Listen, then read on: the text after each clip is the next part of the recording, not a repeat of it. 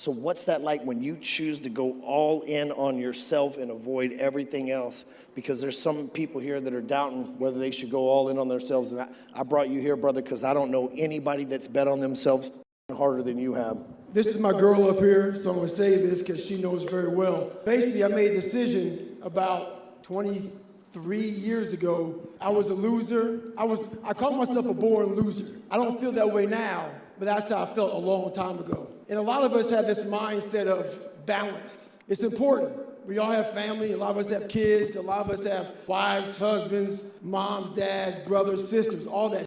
But if you want to be part of that 1%, which I know all of you want to be, I'm sorry to say, you got to throw that balance in the wind. The only way you can do it is if you go all the way in and talk to your family and say, I'll be home, but not today. So the thing about it is the unbalanced mind allows you to do everything at a level that most can't even fathom. They look at you, they see you grinding and grinding and grinding and grinding. And while they are at this mediocre level, you slowly rise and rise and rise. I call it front loading. If a lot of you right now want to be the best, you front load your life. So then that family that you were unbalanced with, you bring them on board when you're 40, 50, and 60 and say, okay, now I'm home forever because I'm making a shit ton of money, or whatever the hell you're trying to do. So it's all about that mindset of how hard you want to go. And a lot of people come up here and talk to you about a lot of bullshit, and they go home and they write shit to motivate you. Right now, I'm a 47-year-old smoke jumper out of British Columbia. I took 5 days off of jumping fires. I'm a retired man, got a shit ton of money, but it ain't fucking enough. I still must grind. I love it! People ask guys like you and I, when is it enough? As of right now, it's never enough. There's zero finish line. Because once again, you all are here for a reason. And the thing about it, a lot of you, trust me, what I say, don't take it personal, because I don't know anybody in here besides this man. So if I say something and it's not who you are, just fucking ignore me. Don't come up to me after it's over and give me your life story about, hey man, you was wrong about me. I don't know the fuck you are. I'm just talking in general fucking terms. But what I'm trying to say here is the reason why I did not succeed in the first 24 years of my life is because I hadn't developed belief. And this isn't some after school special, some fucking Sesame Street that you look, oh, believe in yourself. Your mom and dad, you wake up, believe in yourself. That ain't it. People think, why the fuck are you running 100-mile races, 200-mile races, breaking pull-up records? Why are you a smoke jumper at 47 with all this fucking money? The way I build belief, I have to do it at that level because of the darkness in which I came from. A lot of you came from a lot of different places and have zero belief. That is something you're not going to get from a book, and you're not going to get from some motivational speaker. I get it from hours and hours and days and decades of being in the grind. So when my time comes, when I fail and I fail and I fail, I go back to that big ass belief that I've built myself, and I know I will fucking make it. So whatever your belief is, however you gain that belief, I gain mine by going into the damn dungeon and staying there. So whenever I need that shit and I'm getting my ass kicked, I go back into the belief jar, pull out that belief. So whatever you guys got to do that, that is a necessary thing to do. When you taught me in 2017 about the cookie jar, I took that piece and turned it into software that's now called the G-code, bro. That's why these people are here. Very impressive. Very impressive. You had a big ass cookie in that mother.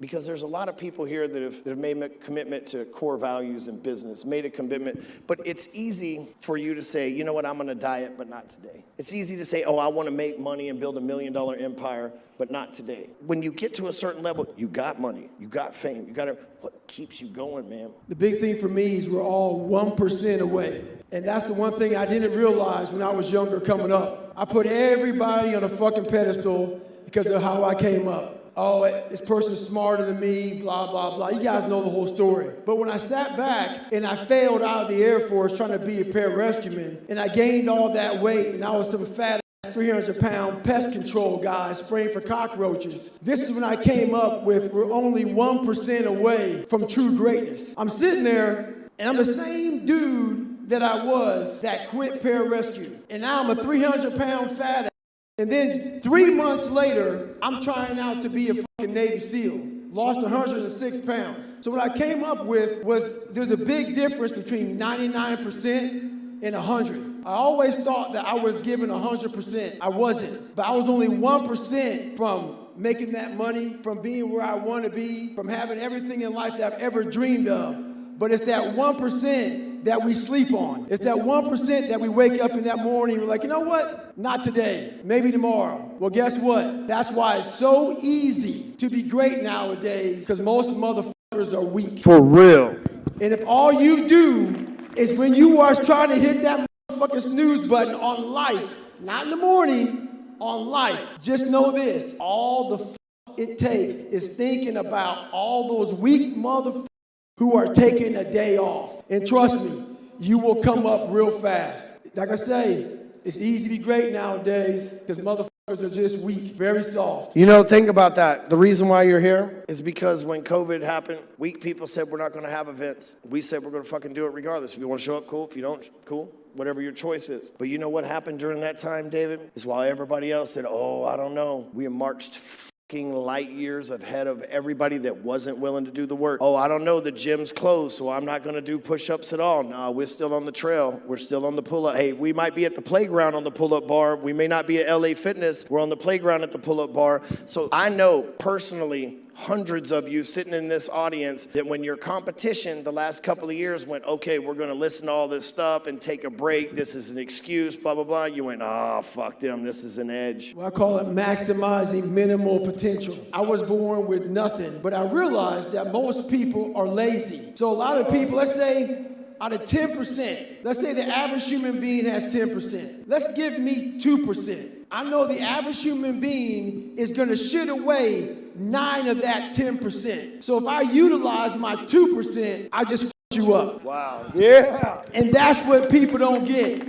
Maximize minimal potential. People look at me and say, man, that's bullshit. You got a lot of potential. No, I have a lot of accomplishments that I utilize my maximum potential. I maximize every bit I have to be where I'm at today. That's why I'm not bound. I don't take days off. I don't have that wiggle room that some people do. And a lot of you don't either. So you got to make that shit up somewhere. Maximize minimal potential. You know, that's what you guys have. You have an advantage in this network. You have look around. You know, the people around you, they might just be wearing black t-shirts and backward hats, but they're some of the most successful people in this country and their respective countries as well. Just think about that. We all got there because we just had a little edge. When I began, because, you know, you coached me, man, I listened. When I began, there was a lot of people that had more than me, and then they rested. They passed me and they rested, and guess what? We've passed them because we never stopped. It's not like you ran a 100-mile ultra marathon and we're like, okay, I did it once. Fuck it. You got Cameron to run with you. You got Iron Cowboy James, all these people that like respect you, that are running and changing their life as well. What you've done, and I'm sure you realize this, but maybe you don't, but in a world where somebody like you is a lone wolf because nobody else decides to live on that standard, you found the 3 or 4 other motherfuckers on this planet that are willing to find that standard. You know what? That's a true statement. You say, everybody says, man, you started this crazy shit.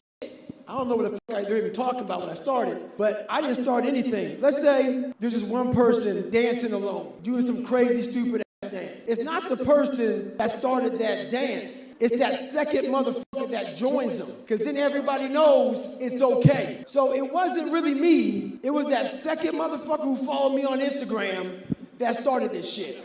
So it could be him, who knows? But see, that's the thing about it. So you guys right now are following his lead. That's how this starts. It's never the leader. It's always the first follower that starts all this shit.